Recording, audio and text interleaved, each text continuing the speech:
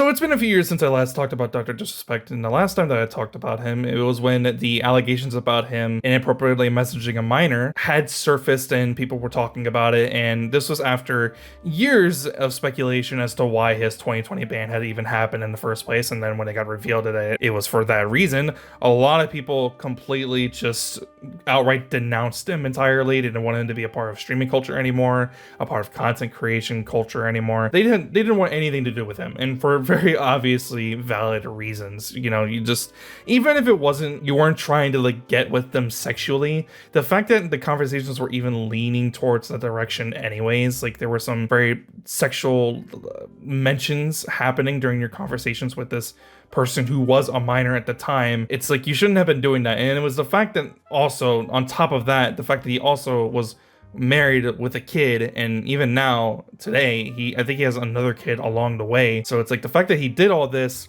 whilst he was still married and then had previously cheated on his wife, it was like, what are you doing? Like, why did you decide to do this when you were married with a kid? Like, why did you decide to do this? And that pretty much is what Nick Merckx had to say about the situation when Dr. Disrespect had this whole big crash out moment on his live stream where he calls out Nick Merckx and Dr. Lupo for not siding with him and not being his friend and for staying by his side and blah, blah, blah, blah, blah. And then he's like asking TinTheTatMan and another streamer, I forget who it was, to apologize to him. To him, like those two are still like in his good graces. He's willing to stream with them again if they just apologize to him. But for Nick Merckx and Dr. Lupo, he doesn't want anything to do with them, even if they do apologize.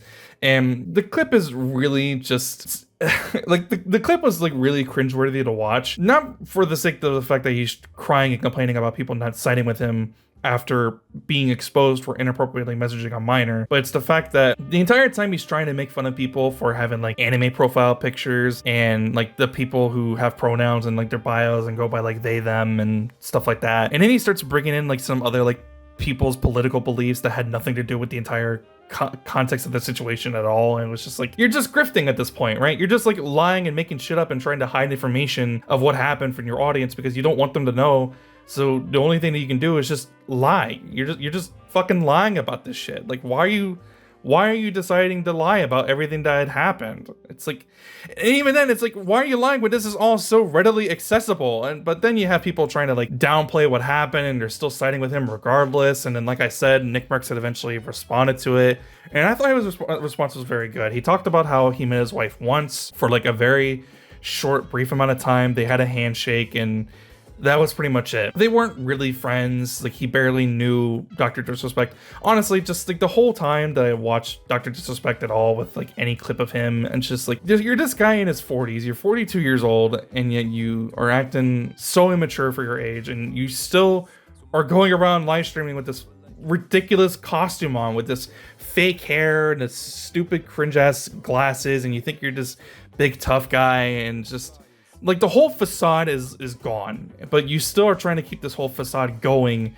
because it's the only thing that you know after have been doing this for well over 10 plus years. But that's besides the point. I thought Nick Merckx had a really good response to the situation, but other than that, other than him just trying to throw shade at Nick Merckx and Dr. Lupo, he's trying to call for Twitch to unban him based off of a technicality with Twitch's new guideline changes and like the rules that state that you can appeal for an unban after you've been indefinitely banned after 6 months, which I don't think Twitch should do, and I don't think they will ever do. But also, he also is now releasing a whole new PC with Meta PCs. So that's, I don't know why they decided to go ahead and start making this new PC rig for people to go buy, and with the doc's whole brand and logo on it and everything. Just like the fact that he calls himself the two-time, it's ridiculous. This whole thing was just embarrassing to watch. It's pathetic. He's one of the most pathetic streamers that is currently out streaming right now, and he got caught doing something that he shouldn't have,